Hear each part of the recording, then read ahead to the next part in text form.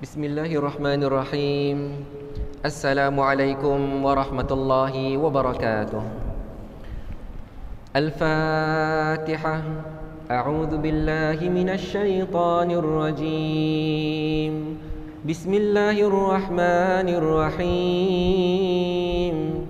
Alhamdulillahi rabbil alamin. Ar-Rahmanir Rahim. مالك يوم الدين إياك نعبد وإياك نستعين اهدنا الصراط المستقيم صراط الذين أنعمت عليهم غير المغضوب عليهم ولا الضالين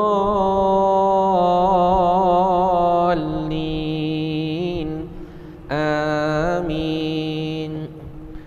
Bismillahirrahmanirrahim. Alhamdulillahi rabbil alamin. Wassalatu wassalamu ala asyrafil anbiya'i wal mursalin wa ala alihi wa sahbihi ajma'in. Allahumma rabbana zidna ilman nafi'a warzuqna fahman wasi'a. اللهم افتح علينا حكمتك وانشر علينا من خزائن رحمتك يا أرحم الراحمين. رب اشرح لي صدري ويسر لي أمري واحلل عقدة من لساني يفقه قولي. اللهم يا معلم آدم علمنا ويا مفهم سليمان فهمنا. اللهم فقهنا في الدين وعلمنا التأويل. آمين آمين والحمد لله رب العالمين. Alhamdulillah wassalatu wassalamu ala Rasulillah. Tuan-tuan dan puan-puan yang dirahmati Allah Subhanahu wa taala, pertama sekali marilah sama-sama kita panjatkan kesyukuran kepada Allah Subhanahu wa taala. Kerana pada malam ini alhamdulillah, syukur pada Allah. Allah panjangkan lagi umur kita. Allah berikan kesihatan yang baik kepada kita. Allah kurniakan taufik dan hidayah kepada kita. Bahkan Allah bukakan hati kita dan Allah lapangkan masa kita hingga sama-sama dapat kita datang ke rumah Allah Subhanahu wa taala dan beriktikaf di dalamnya pada malam ini. Alhamdulillah, sama-sama dapat kita dirikan solat fardu maghrib secara berjemaah. Alhamdulillah dan syukur pada Allah kerana pada malam ni sama-sama dapat kita teruskan lagi pengajian hadis daripada kitab Hadis 40 karangan Al-Imam Nawawi rahimahullahu taala. InsyaAllah pada malam ni kita akan baca sekali lagi hadis yang pertama dan kita akan lihat huraian yang disebutkan oleh Syekh Ibn Al-Attar rahimahullahu taala insya-Allah. Jadi boleh buka hadis yang pertama, muka surat yang ke-21. Saya bacakan nas hadisnya terlebih dahulu. An Amiril Mu'minin Abi Hafsin Umar bin Al-Khattab radhiyallahu anhu qala sami'tu Rasulullah sallallahu alaihi wasallam yaqul innamal a'malu binniyat wa innama likulli imri'in ma nawa faman kanat hijratuhu ila Allah wa rasulih fahijratuhu ila Allah wa rasulih wa man kanat hijratuhu lidunya yusibuha aw imra'atin yankihuha fahijratuhu ila ma hajara ilaih. Artinya, diriwayatkan daripada Amirul Mukminin Abu Hafs Umar bin Khattab radhiyallahu anhu katanya, aku mendengar Rasulullah sallallahu alaihi wasallam bersabda, sesungguhnya segala amalan itu bergantung pada niat, dan setiap seorang itu berdasarkan apa yang diniatkannya. Maka sesiapa yang hijrahnya kepada Allah dan Rasulnya, maka hijrahnya itu kepada Allah dan Rasulnya. Sesiapa yang hijrahnya untuk dunia, dia akan memperolehnya, atau untuk wanita, dia akan dapat mengahwininya, maka hijrahnya kepada apa yang dia hijrahkan, ya. Jadi tuan-tuan dan puan-puan yang dirahmati Allah Subhanahu wa taala, setelah 2 minggu berturut-turut kita bicarakan tentang hadis ini, maka pada malam ini insya-Allah kita akan tengok muka surat yang ke-24 untuk kita lihat huraian yang disebutkan oleh Asy-Syaikh Ibn Al-Attar rahimahullahu taala dalam mensyarahkan hadis yang pertama ini. Fungsi niat. Jumhur, majoriti ulama dalam kalangan ahli bahasa, usul fiqh dan lain-lain berpendapat lafaz innama bermaksud untuk menghadkan, lil hasri, bagi menegaskan perkara yang dinyatakan dan menafikan perkara selainnya.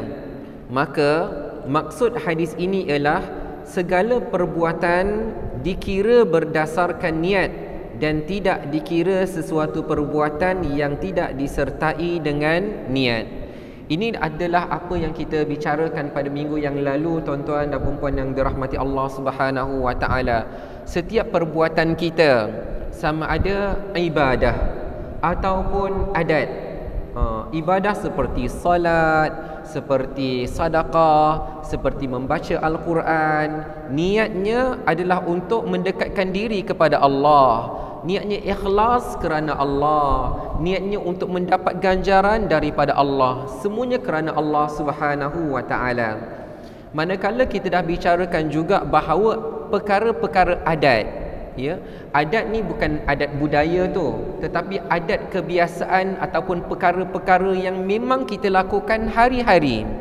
Kita mandi, kita makan, kita minum, kita pakai pakaian, kita rehat, kita tidur, kita memasak, ya, kita siapkan, kita kemas rumah, kita siapkan urusan suami contohnya. Maka walaupun perkara itu perkara asas, perkara adat, hari-hari kita lakukannya, tetapi bila mana ia disertai dengan niat yang ikhlas, niat mendekatkan diri kepada Allah, niat berbakti ataupun mentaati perintah suami, melakukan kebaikan-kebaikan, nak memudahkan urusan orang lain, maka niat yang baik ini, bila amalan-amalan ini bila disertai dengan niat, maka dia menjadi ibadah, menjadi ketaatan kepada Allah Subhanahu wa taala. Kata Ibn Al-Attar, hadis ini menjadi dalil bahawa kesucian taharah, iaitu wuduk, mandi dan tayammum adalah tidak sah melainkan dengan niat, kerana perkara-perkara ini melibatkan ibadah. Demikian juga dengan salat, zakat, puasa, haji, iktikaf dan semua jenis ibadah. Hendaklah kita sertakan dengan niat. Kalau kita tidak sertakan dengan niat, maka amalan itu tidak diterima. Maka samalah juga tuan-tuan dan puan-puan yang dirahmati Allah. Sebab tu saya selalu ulang, saya selalu sebut, bila mana kita bersyukur kepada Allah Subhanahu wa taala kerana Allah hadirkan kita ke rumah Allah dan kita dapat beriktikaf di dalamnya. Tujuannya apa? Kenapa saya sebutkan kalimah iktikaf? Kerana boleh jadi saja ada di antara kita yang masuk ke dalam rumah Allah, dia salat, dia duduk, tetapi dia tidak berniat iktikaf. Maka dia tidak mendapat pahala iktikaf walaupun dia sedang berada di dalam rumah Allah Subhanahu wa taala. Adapun orang yang berniat ketika mana dia berada di dalam rumah Allah dengan niat iktikaf, maka setiap saat dia berada di dalam rumah Allah, dia beroleh pahala daripada Allah Subhanahu wa taala. Jadi sebab itu ada ibadah di mana ibadah tu kita duduk diam saja, tapi kedudukan kita tu dalam rumah Allah menyebabkan kita mendapat pahala di sisi Allah Subhanahu wa taala. Sebab tu setiap kali kita masuk ke dalam rumah Allah, niat dalam hati, ya, walaupun ada lafaznya wa nawaitul i'tikafa fi hadzal masjid sunnatan lillahi taala, sahaja aku berniat iktikaf di dalam rumah Allah ini ikhlas kerana Allah Subhanahu wa taala, sunat kerana Allah taala. Tetapi sebenarnya kalau kita tak lafaz pun tak mengapa. Yang penting niat dia, saya masuk dalam rumah Allah, saya berniat iktikaf kerana Allah Subhanahu wa taala. Baik. Kemudian kata Ibn al-Attar, adapun dalam bab menghilangkan najis, maka pendapat yang masyhur di sisi kami iaitu mazhab Syafi'i adalah tidak perlu kepada niat kerana ia termasuk dalam bab meninggalkan, ya. Jadi kalau seseorang tu contohnya dia terpijak tai cicak, kemudian dia pergi ke tempat wuduk, dia bersihkan kaki dia, dia tak perlu niat. Sahaja aku menghilangkan najis ini kerana Allah Ta'ala, tu tak payah, ya. Kerana amalan dia adalah amalan untuk membersihkan ataupun menghilangkan najis yang ada pada dirinya. Perkara yang ditinggalkan, kata Imam Ibn al-Attar, tidak perlu kepada niat. Para ulama meriwayatkannya secara ijma' dalam perkara ini. Sebahagian daripada ulama mazhab kita, iaitu Imam mazhab Syafi'i, yang berpandangan ganjil lalu mewajibkan niat, dan ini ialah pandangan yang salah, ya. Jadi kalau contohlah tuan-tuan dan puan-puan dirahmati Allah Subhanahu wa taala, ni contoh saja, kita tengah nak bersihkan, ya, tai cicak ke ataupun apa-apa daripada kaki kita, tiba-tiba orang sebelah tanya, kamu dah niat ke belum, ya? Niat untuk menanggalkan najis pada diri kamu. Kita kata saya tak niat apa-apa pun. Dia kata kena niat. Dalam mazhab kita kata kena niat. Maka itu pandangan yang salah. Kemudian niat digunakan dalam urusan cerai, talak, pembebasan hamba dan pertuduhan zina, al-qazaf. Maksud digunakan ialah apabila niat disertakan pada lafaz kinayah, simbolik atau kiasan, maka hukumnya sama seperti lafaz sarih, jelas dan terang. Sekiranya seseorang melafazkan talak secara sarih dan dia berniat dengan talak 2 atau talak 3, maka hukumnya berdasarkan kepada niatnya. Jadi tuan-tuan dan puan-puan dirahmati Allah Subhanahu wa taala, kalau kita belajar dalam bab fiqh, ya, dalam bab munakahat ada bab talak, ya, iaitu cerai. Dan talak ini ada yang berbentuk sarih, ya, yang berbentuk jelas, memang dia gunakan kalimah talak ataupun kalimah cerai ketika mana dia melafazkan kepada isterinya. Manakala ada pula lafaz kinayah. Lafaz kinayah ini adalah lafaz yang samar-samar, ya. Contohnya bila mana seseorang itu berkata kepada isterinya bahawa dia tidak mahu lagi hidup bersama dengan isterinya. Dia kata macam tu, dia tidak mahu lagi hidup bersama isterinya. Itu bukan lafaz yang sarih. Apa maksud dia tak nak hidup? Dia tak nak duduk satu rumah ke, dia tak nak tengok lagi ke, apa? Maka dia tak nampak, dia tidak jelas, ya, dia tidak jelas seperti seorang suami mengatakan kepada isterinya bahawa dia menceraikan isterinya ataupun dia menjatuhkan talak kepada isterinya. Itu jelas, tahu.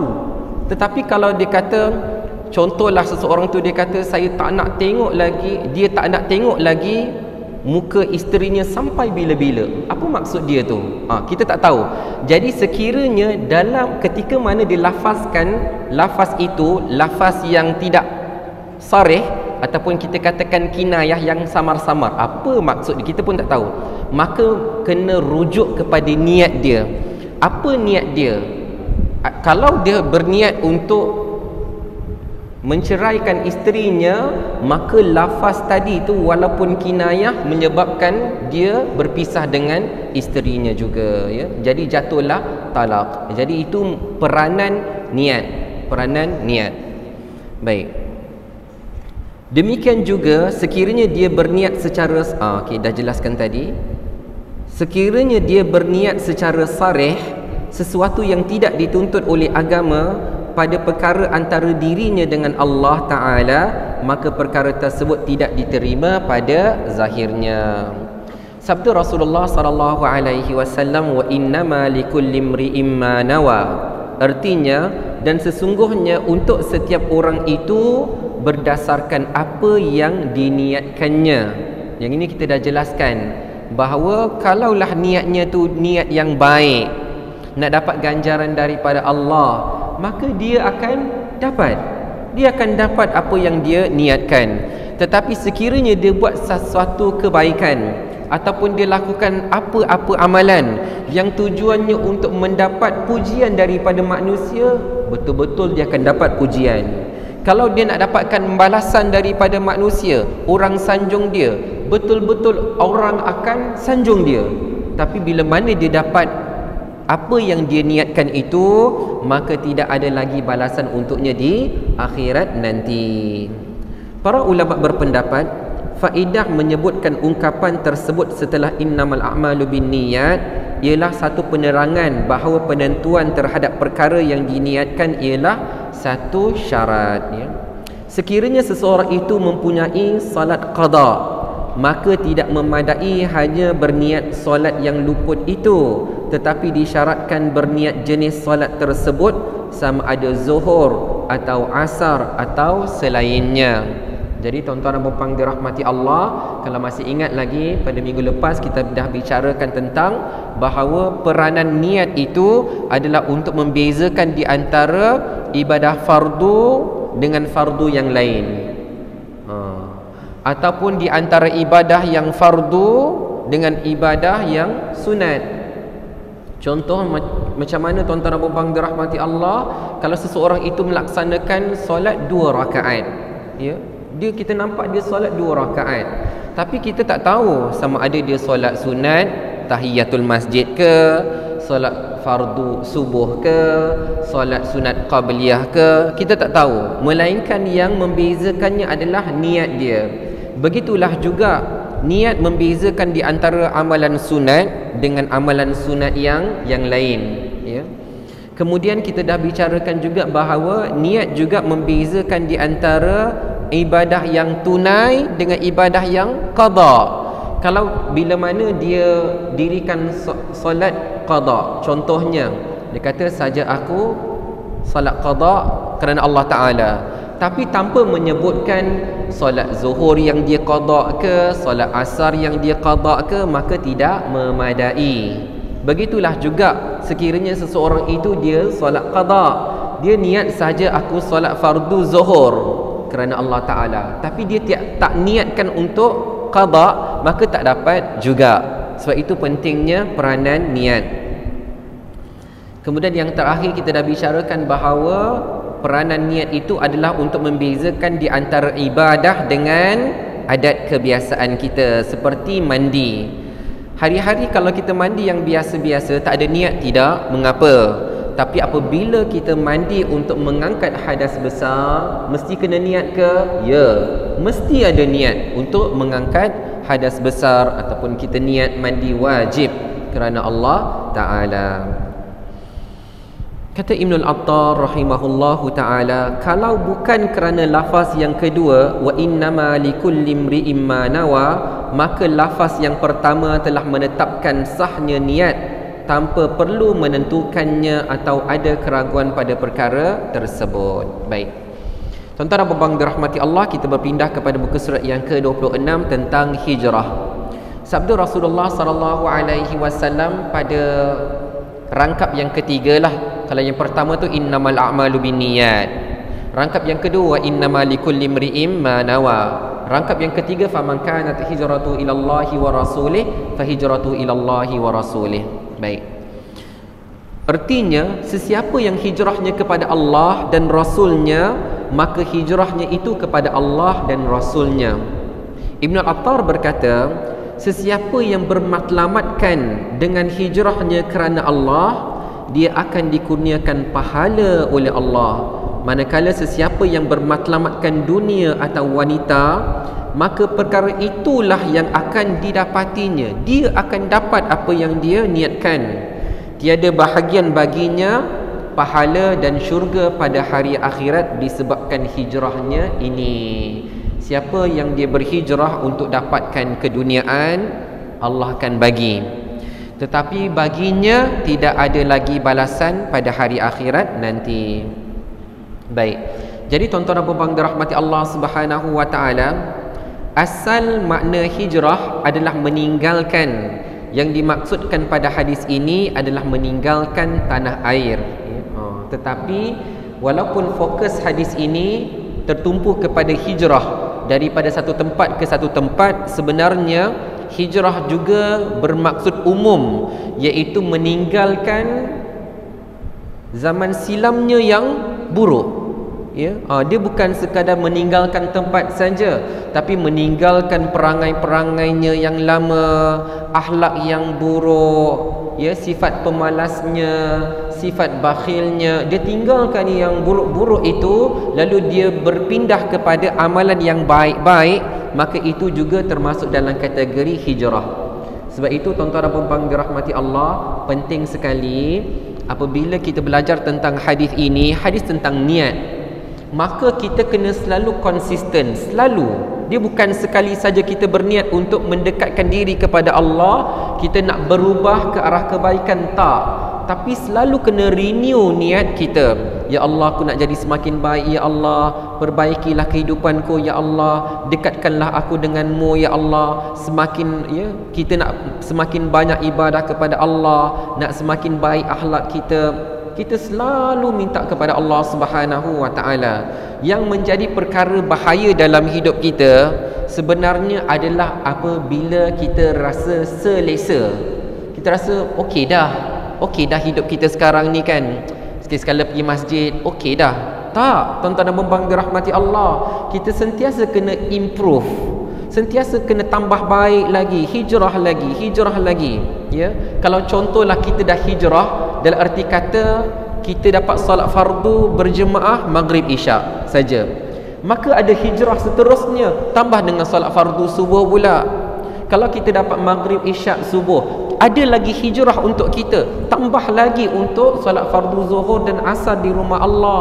Kemudian tuan-tuan dan puan-puan dirahmati Allah, dah baik, dah cantik solat fardu kita, ada 3 keadaan. Pertama, solat di awal waktu, alhamdulillah. Kedua, di rumah Allah, alhamdulillah. Ketiga, secara berjemaah, alhamdulillah. Apa lagi hijrahnya? Hijrahnya tambahkan lagi ibadah solat sunat kita.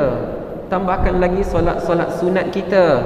Sebagaimana dalam sebuah hadis Rasulullah SAW berkata kepada seorang sahabat, mintalah daripadaku, mintalah sal, mintalah. Lalu sahabat ini berkata, ya Rasulullah, aku memohon supaya aku dapat bersama-sama kamu dalam syurga Allah Subhanahu wa taala. Permintaan dia nak sama-sama dengan Rasulullah dalam syurga.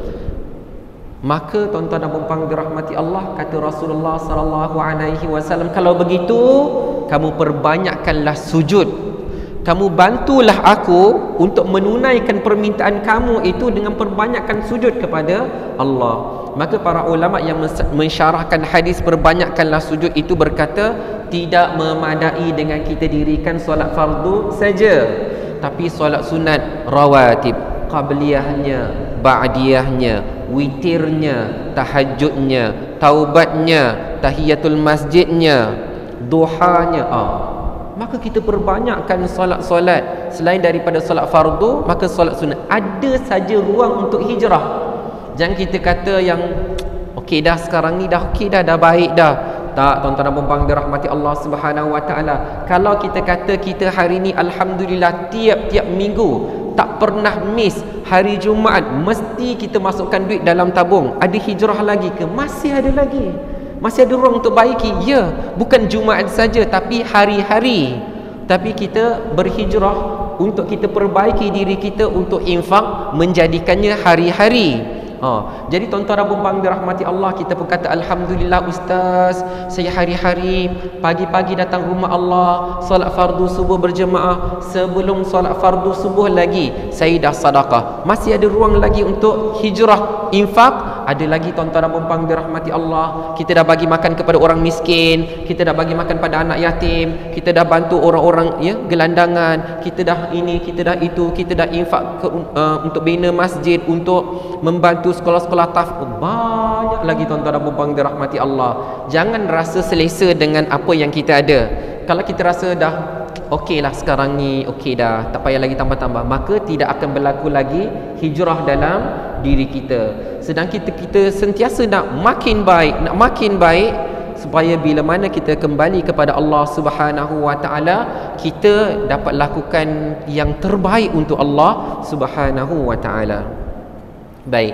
Jadi disebutkan juga bahawa kalau hijrah yang daripada satu tempat kepada satu tempat itu disebutkan daripada negeri yang tidak aman, negeri yang menakutkan, seperti mana para sahabat ketika mana mereka diseksa, mereka di pulau di Mekah, akhirnya sebahagian sahabat, termasuklah Sayyidina Uthman bin Affan, termasuklah anak Rasulullah sallallahu alaihi wasallam, termasuklah sepupu baginda Ja'far bin Abi Talib, yang mereka berhijrah ke Habasyah, negeri yang aman.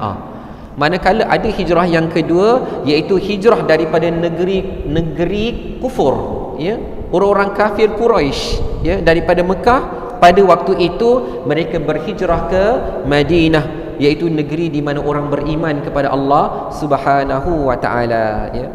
Jadi tuan-tuan dan puan-puan dirahmati Allah, dan hijrah yang masih kekal pada hari ini adalah apabila seseorang itu dia kalaulah, tapi kita alhamdulillah kerana kita menetap di negara kita, alhamdulillah, syukur sangat-sangat pada Allah Subhanahu wa taala. Bahkan hari ini kita kena syukur pada Allah kerana kita berada di Melaka, bandaraya bersejarah, alhamdulillah.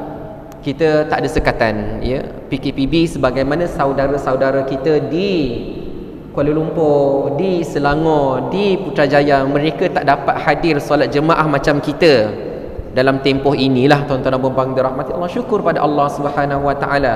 Jadi disebutkan juga termasuk dalam hadis ini adalah apabila seseorang itu dia tinggal di luar negara, boleh jadi kerana kepakaran dia, boleh jadi dia engineer ke apa ke yang diperlukan di luar negara, tapi keberadaan dia di sana, keberadaan dia dekat sana, dia tak boleh nak laksanakan ibadah yang Allah Subhanahu wa taala perintahkan. Tak boleh baca Al-Quran, gaji besar tuan-tuan dan puan-puan dirahmati Allah, kelengkapan semua dia dapat, tapi bila mana bab ibadah, Jumaat tak boleh solat, ya, fardu pun waktu solat tak boleh berhenti, baca Al-Quran tak boleh dengar, tak boleh, tak bagi orang baca Al-Quran.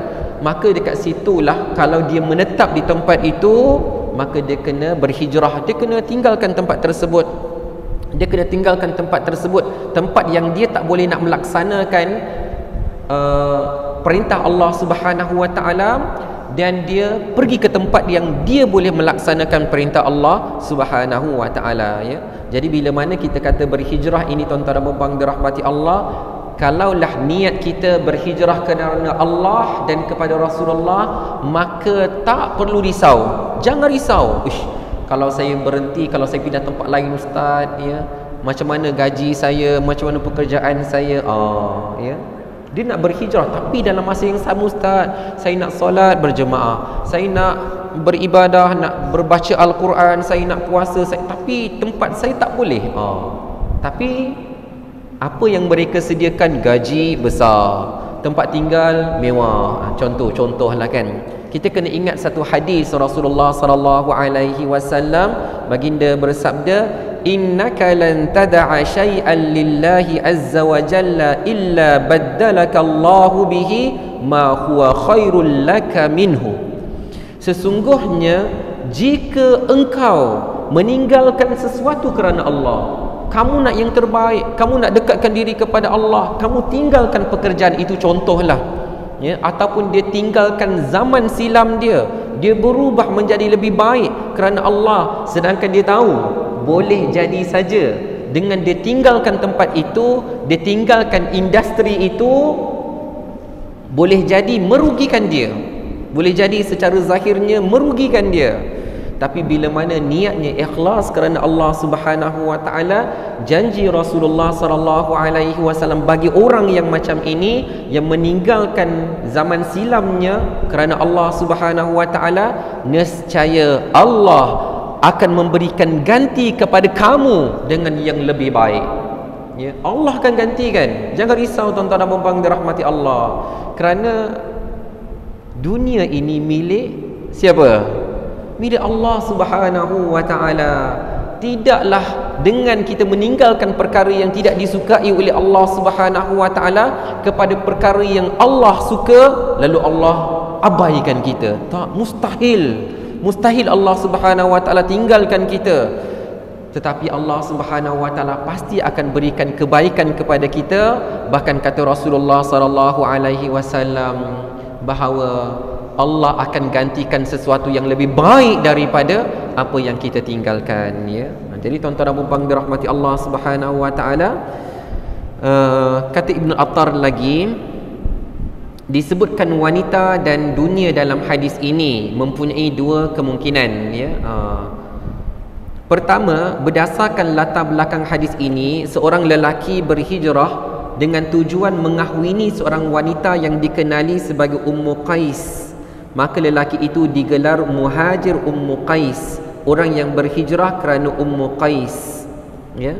Kedua, sesungguhnya ia sebagai satu peringatan agar lebih berhati-hati dengan perkara tersebut. Hal tersebut termasuk daripada bab menyebutkan sesuatu yang khusus lepas yang umum, min babi dzikril khas ba'dal 'am, untuk memberi penekanan terhadap keistimewaan yang ada padanya, wallahu alam. Jadi tuan-tuan dan puan-puan dirahmati Allah Subhanahu wa taala, disebutkan bahawa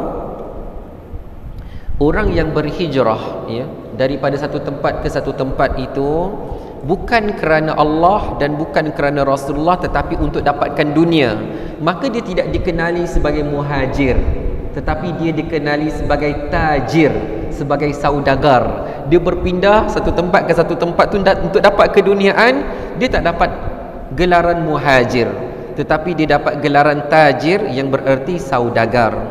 Begitulah juga seorang yang berhijrah ke satu tempat yang lain untuk mengahwini seorang wanita, itu dinamakan sebagai khatib, ya. Dia nak bertunang dengan orang ataupun dia nak menikahi orang, dan dia tidak digelar sebagai muhajir.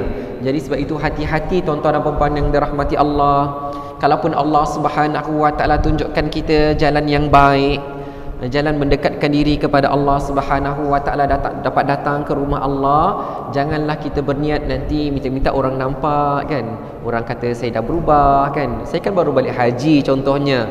Takkanlah kita balik haji kita tak pergi masjid, malulah orang kata apa nanti. Nanti orang kata haji kamu tak mabrur. Daripada orang kata haji kita tak mabrur, baik kita datang. Jadi tuan-tuan dan puan-puan dirahmati Allah, tak, walaupun kita dah datang rumah Allah, niatnya tetap ikhlas kerana Allah Subhanahu wa taala. Kalau tidak, kalau itulah niat kita betul-betul, orang akan kata, "Ush, betul lah saya nampak kamu lepas balik daripada haji, memang nampak jelas haji kamu haji mabrur." Orang puji kita, siap bagi tahu, saya rasa haji kamu buat hari tu haji yang mabrur, sebab saya nampak perubahan yang jelas. Betul-betul Allah akan jadikan manusia sebut-sebut apa yang kita minta.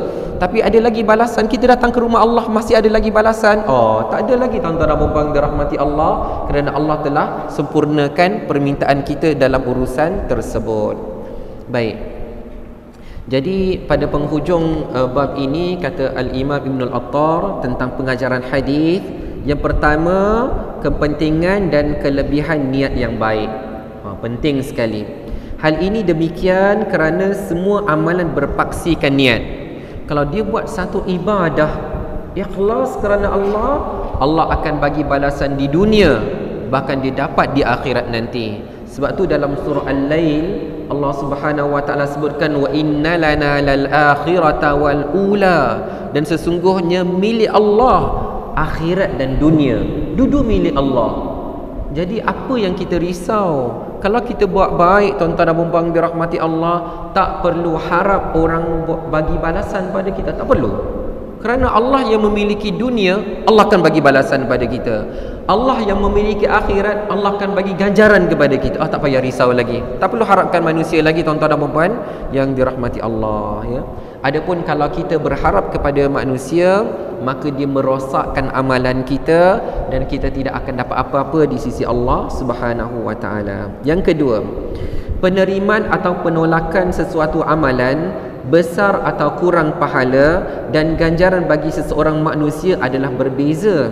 Perbezaan ini berdasarkan niat yang benar, sempurna, baik atau niat yang rosak atau cacat, ya. Kalau niatnya benar kerana Allah Subhanahu wa taala, maka dia akan dapat balasan yang baik. Sesiapa yang berniat dengan niat yang buruk, maka dia akan dapat balasan yang buruk. Yang ketiga, paksi bagi pahala dalam semua amalan di sisi Allah adalah bergantung pada niat yang baik dan bukan sekadar amalan semata-mata.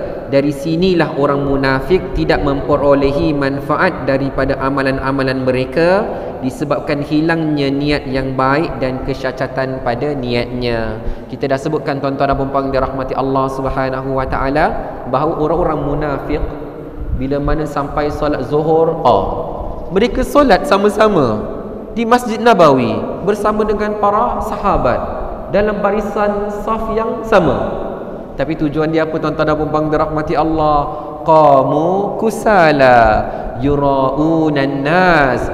Mereka datang tu pun malas tuan-tuan dan puan-puan dirahmati Allah. Bukan nak solat sangat pun, tapi mereka nak tunjukkan kepada orang-orang beriman, nak tunjukkan kepada para sahabat, kami pun beriman juga. Sedangkan Allah Subhanahu wa taala dah sebutkan di dalam Al-Quran, wa idza laqul ladina amanu qalu amanna. Bila mana mereka bertemu dengan orang-orang yang beriman, mereka kata kami pun beriman juga. Siapa yang kata? Orang munafik. Bila jumpa orang beriman, mereka kata saya pun beriman juga. Wa idza khalau ila syayatinihim. Bila mana mereka kembali kepada geng-geng jahat mereka, geng-geng syaitan mereka. Syaitan tu syaitan manusia lah, ya. Qalu inna ma'akum innama nahnu mustahzi'un. Sebenarnya kami bukan dengan mereka, kami dengan kamu. Dengan geng-geng orang kafir, orang-orang Yahudi.